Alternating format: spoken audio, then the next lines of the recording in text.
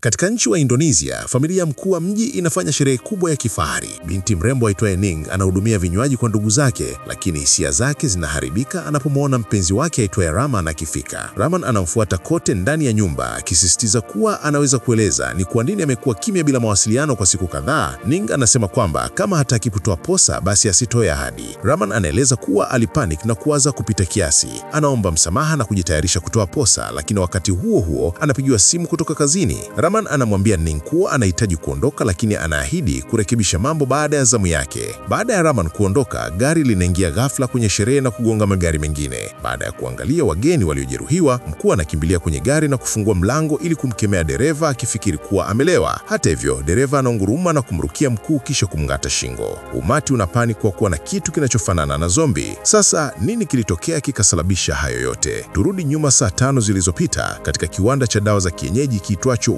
Waniwaras, ambapo mfanyakazi anachukua sampuli za dawa yao mpya. Dawa hii bado haijaidhinishwa na serikali, lakini wameifanya kwa miezi 3, hivyo wana hamu kubwa ya kuizalisha. Sampuli moja inapelekwa kwa bosi wao aitwe Sadamin na nyingine kwa mshirika wake wa biashara anayeishi jijini. Wakati huo huo, binti wa Sadamin anaitwa Kenes anamwandaa mwanawe Raihan kwenda kumtembelea baba yake. Mume wake Kenes aitwa Rudi anaona yuko kwenye hasira na anamkumbusha awe mpole kwa sababu anahitaji kumaliza matatizo yao. Inafahamika kwamba ndoa yao iko mashakani na wanataka talaka, lakini kwanza wanahitaji Sadamin asaini makaratasi ya kuuza kiwanda kwa kuwa akifanyi vizuri. Rudi anaisha na stahili fidia kwa sababu ndiye amekuwa akiendesha biashara hiyo, na kwa pesa hizo wangeweza kutengana, kila mmoja aende zake. Kenes yuko na hasira kwa sababu kumtembelea baba yake kunamaanisha pia kumwona mke wake Karina, ambaye zamani alikuwa rafiki yake wa karibu. Walikuwa pamoja, lakini uhusiano wao uliharibika Karina alipomuoa Sadamin. Nyumbani, Sadamin anakunywa sampuli ya dawa mpya. Karina anataja kwamba kwa kuwa anastaafu wanapaswa kwenda safari na labda hata kupata mtoto wao wenyewe.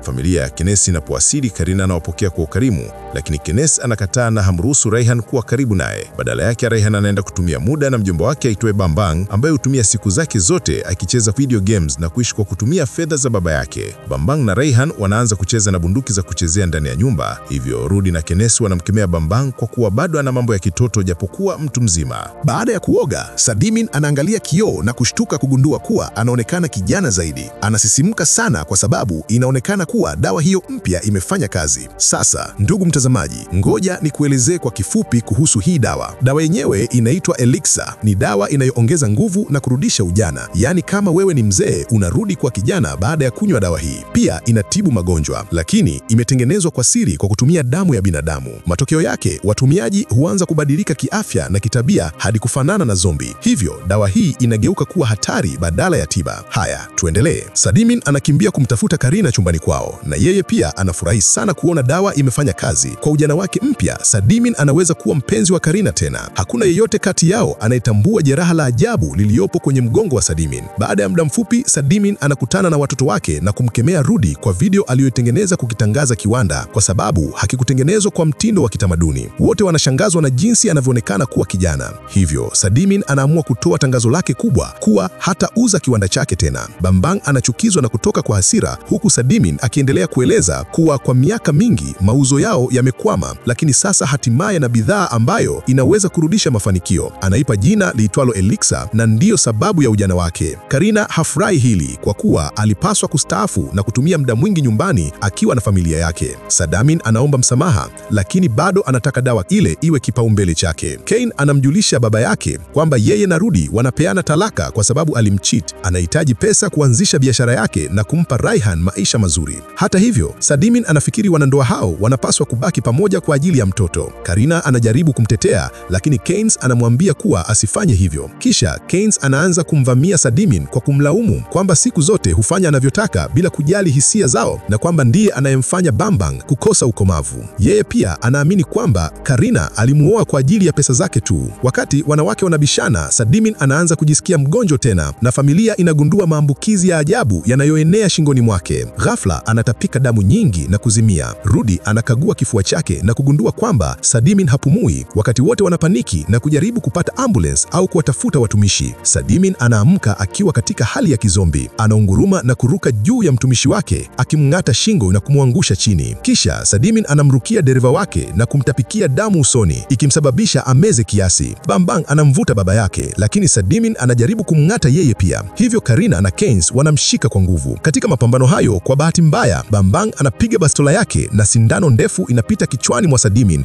na kumuua. Wakati familia zikiwa katika msongo wa makubwa wa mawazo, Aris anajaribu kukimbia. Rudy anamfuata na kumwamuru alete polisi, lakini pia awaambie kuwa yote yalikuwa ajali. Aris anaondoka akiendesha huku akificha kuwa anajisikia mgonjwa. Wakati huo Bambang anajificha ndani ya gari kwa sababu anajihisi kuwa na hatia juu ya kumuua baba yake, lakini Keynes anamthibitishia kuwa ilikuwa ajali. Ndugu hao wanatiana moyo katika huzuni yao. Ndani ya nyumba, familia iliyobaki inastuka kuona kwamba Patty amekuwa zombi na mdomo wake umejaa damu baada ya kumshambulia mtumishi mwingine. Sasa anamrukia Karina juu ya meza na analazimika kumkanyaga kumtupa mbali. Kisha Patty anajaribu kumshambulia Rudy na mfanyakazi wa ndani anamvuta nyuma. Hili linamalizika tu pale Patty anapomngata mkono kisha shingo yake. Nje Keynes anamkuta mtumishi ambaye Patty alimngata akimla mfanyakazi mwingine. Zombi anamwona Keynes na anajaribu kumshambulia, lakini Bambang anamkanyaga kiumbe huyo kwa gari ili kumzuia. Mwili unakatika vipande viwili, lakini zombi bado anaendelea kusogea. Wakati Patty anafukuza familia iliyobaki kutoka kwenye nyumba, ndugu wao wanaingia ndani na kukuta mali ambapo hana kitu. Ghafla mfanyakazi wa ndani aliyebadilika kwa zombi anatokea na kuwakimbiza. Hivyo ndugu hao wanatoka tena nje ya nyumba wakikimbia na kufunga mlango. Keynes anaendelea kujaribu kumpigia Rudy lakini hapokei simu. Wanaporejea kwenye gari wanagundua nusu ya mwili wa yule mtumishi umepotea. Wakati huo nusu ya juu ya zombi anatokea na kujaribu kuwashambulia. Hivyo Bambang anamkanyaga chini na ndugu hao wanaingia kwenye gari ili kutoroka. Watumishi wote waliobadilika kuwa zombi wanakimbia kuwafuata. Wakati huo Baris anaelekea kituo cha polisi kwa kuendesha, lakini naye anabadilika kuwa zombi pia. Hii inamsababisha kupoteza udhibiti wa gari na kuelekea kugonga kwenye sherehe ile ya kijiji. Sasa hapa ndipo movie yetu ilipoanzia. Hivyo tuendelee na movie yetu. Baada ya Aris kumng'ata mkuu, Aris anakimbilia kwenye sherehe akishambulia wageni wote waliotaharuki. Tukirudi kwa kundi la Karina, wanakuta lori kando ya barabara, lakini kwa bahati mbaya limefungwa. Wanamsikia Patty akisogea kwa ukaribu, hivyo wanakimbia kujificha. Patty anajaribu kuwatafuta ndani ya lori lakini hawaoni, hivyo anaondoka. Hata hivyo anarejea anaposikia simu ya Rudy ikilia. Familia inapigana na Patty pamoja, kwani anaendelea kujaribu kumng'ata yoyote aliye karibu. Baada ya mapambano mengi, Karina anakuta uma mrefu mfano wa leki ndani ya lori na kumchoma Patty begani. Ghafla mvua inaanza kunyesha na maji yanamfanya Patty kuganda, hivyo kundi linapata nafasi ya kukimbia. Kisha Rudy hatimaye anapokea simu na anamwambia Keynes wakutane nao kwenye nyumba ya mkuu. Baada ya dakika chache, kundi la Karina linafika kwenye sherehe na kugundua kwamba kila mtu amekuwa zombi hapa pia. Wanaanza kujipenyeza kimya, lakini Aris anaruka juu ya mfanyakazi wa nyumbani wa Karina ili kumng'ata. Kelele za kupiga moyowe zinawavutia zombies wengine zaidi, hivyo Rudy anamvuta Karina na Raihan kuingiza ndani ya nyumba na kufunga milango yote. Zombies wengine wanaishia kumla mfanyakazi huyo pia. Hatimaye ndugu hao wanafika kwenye sherehe na kuona mauaji hayo. Keynes anampigia simu Rudy naye anaeleza kwamba wamekwama ndani. Keynes aliyekata tamaa anaanza kupiga honi, lakini hii inawavutia zombies ambao mara moja wanaanza kulifuata gari. Bambang anaondoka haraka akiendesha na zombies wanawafuata. Hivyo sasa wako huru mitaani na wanawashambulia watu wowote wanaowakuta njiani. Kwa kuwa zombies wameondoka, Rudy, Karina na Raihan wanaondoka ndani ya nyumba na kujaribu kuingia kwenye gari la Sajimin, lakini ajali imeharibu gari hilo kiasi kwamba haliwezi kufanya kazi. Wakati huo mfanyakazi wa nyumbani aliyekuwa zombi anawaona na kuanza kuwafukuza. Karina na Raihan wanajificha ndani ya nyumba iliyo karibu, huku Rudy akibaki nje kuilinda familia yake. Karina anasikia kelele za Rudy akiwa anapambana na mfanyakazi huyo hadi ghafla anaingia ndani na kufunga mlango. Rudy amefunikwa na damu lakini anaapa kwamba yuko sawa. Karina anapokuwa anatafuta kitambaa cha kumfuta Rudy anatambua kuwa mkononi ana alama ya kung'atwa. Anamkumbatia Raihan na kumwambia kwamba anampenda kabla ya kumuomba akae na mama yake. Karina anaporejea ndani ya chumba anagundua kwamba Rudy amekuwa zombi. Anamrukia Karina na kujaribu kumungata, lakini Raihan anamvuta mbali na Rudy anamshambulia mvulana huyo badala yake. Karina anavunja chupa kichwani mwa Rudy na kukimbia na Raihan kwenda kujificha katika chumba kingine, wakifunga mlango mbele ya uso wa zombi. Rudy anaendelea kuupiga hadi anaingilia ndani, hivyo Karina anajiondoa kando na kumruhusu aingie kwa kasi na kumfanya Rudy kuchomwa na mpini wa pumbo.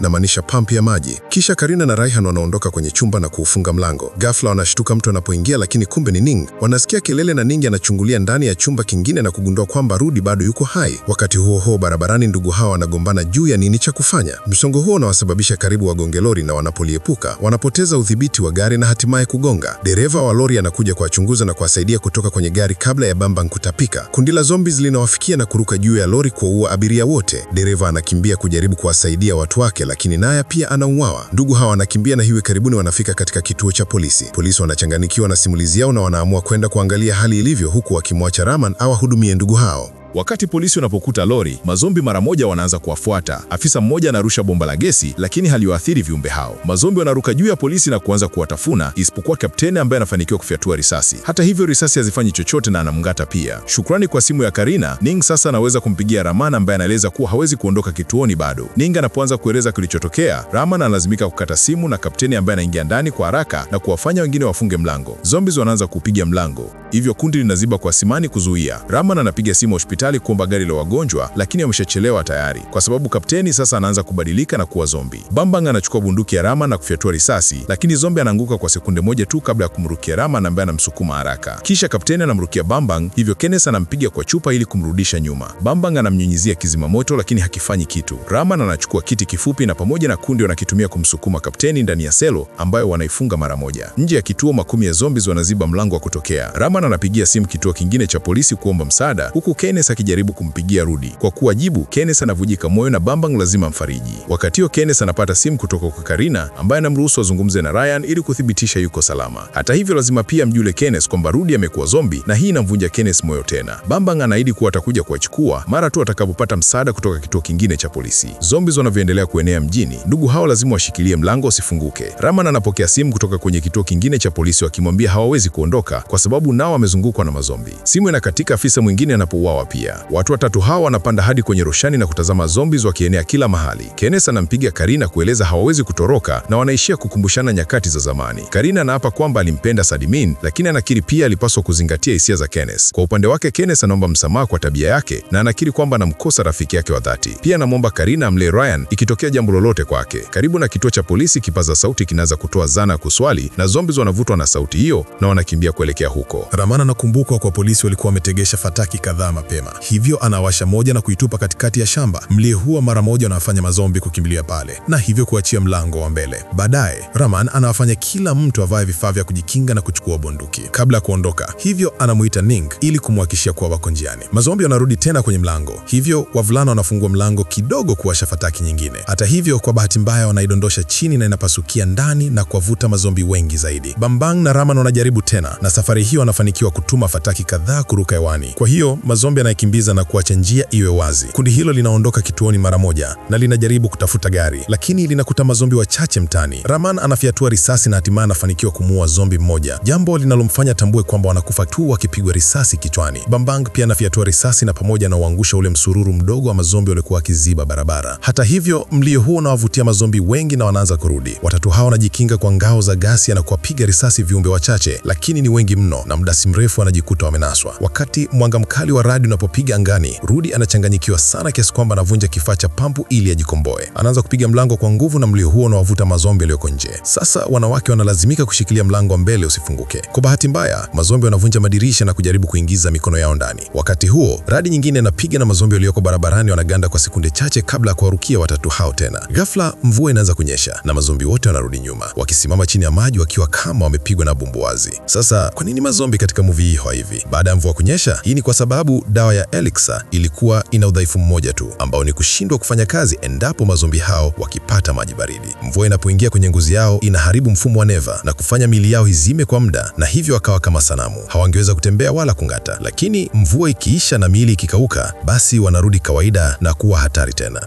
Haya, tuendelee. Binadamu wale watatu wanatumia nafasi hiyo kutoroka. Ndani ya nyumba, mvua inawafanya na zombi waondoke dirishani. Karina anaangalia nje na gundua kwa mvua inawatuliza mazombi, hivyo wanapaswa kuondoka. Kwa bahati nzuri, Ning anayo baiskeli na kundi lote linapanda kwa wakati ule ule Rudy anapofanikiwa kuivunja ile milango. Watatu hao wanaendesha na Rudy anajaribu kuwafuatilia, lakini anaganda mara tu mvua inapomgusa. Dakika chache baadaye, mvua inaisha na mazombi mara moja wanazunguka Rahman na Bambang. Kenneth anajaribu kukimbia, lakini anang'ang'aniwa na zombi, hivyo anampiga risasi kichwani kumwangusha. Viumbe zaidi vinamfuata na yajaribu kufyatua risasi, lakini anagundua hana risasi tena. Wakati wavulana wanakimbilia kurudi kituoni, Kenneth anafika kwenye lori na anamkwepa zombi anajitokeza. Anajifungia ndani na anajaribu kuwasha gari, lakini hafanikiwi. Wakati huo, kundi la Karina linawasili kwa baiskeli na Kenneth anapiga honi kuonyesha mahali alipo. Watatu hao wanataka kuondoka, lakini baiskeli haigomi na mazombi wanawafuata. Ghafla, fataki zinaanza kuangaa kwenye angani na kundi na mazombi linakimbilia mlio huo. Kwa hiyo Kenneth anaweza hatimaye kutoka ndani ya lori na kuungana tena na mwanae. Wakati huo mzuri anakatizwa na yule mfanyikazi wa ndani aliyekuwa zombi kujitokeza barabarani. Karina na Kenneth wanamsukuma nyuma na Ning anamchoma kichwani kwa kisu. Kwa kuwa fataki sasa zimeisha, kundi la mazombi linarejea na kikundi kinakimbilia kujificha ndani ya lori. Baada ya kuwapigia simu wavulana kuthibitisha kuwa bado wako hai, kikundi hatimaye kinafanikiwa kuwasha lori na kukanyaga mazombi wote walioko barabarani wanapoendesha mbele. Kwa bahati mbaya, breki hazifanyi kazi na lori inagonga moja kwa moja kituo cha polisi. Rahman anaungana tena na Ning, lakini mguu wa Bambang umenaswa chini ya kabati lililoanguka. Hivi karibuni, mazombi wanazunguka kituo na na kupanda juu ya vifusi ili kuingia. Rama na Bambang wanawasha moto wa risasi haraka, wakati Karina anafunga mlango wa lori ili kumfunga kiumbe mmoja ndani. Mazombi wachache wanauawa, lakini wengi zaidi wanaendelea kuingia. Bambang anamwambia Karina ukague mlango wa pembeni na anathibitisha kuwa huko wazi kwa sababu mazombi wote wako mbele. Kikundi kinajaribu kumwokoa Bambang,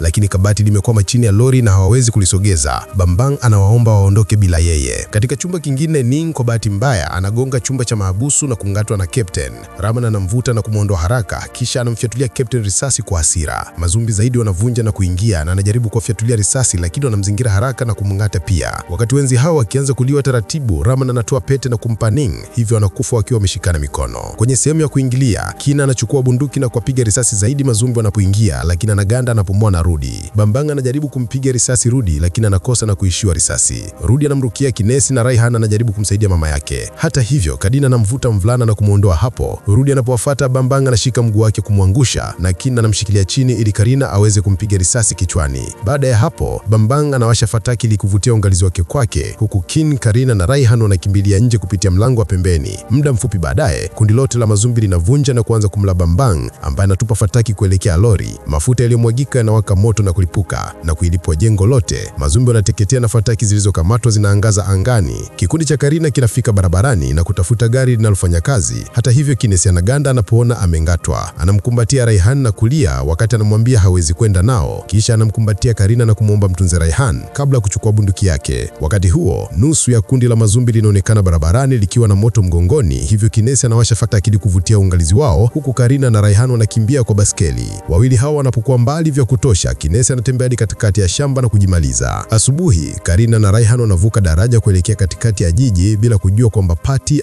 anawafuatilia. Wakati huo mjini, mshiriki wa biashara wa Sadimin anapekea sampuli ya elixir na kulinywa. Mume wake anashangaza sana na jinsi anavyoonekana kijana, na hapo ndipo movie inapoishia. Tunatumaini kuwa Part 2 yake itakuja na nitawaleteni hapa katika channel ya Kicha TV.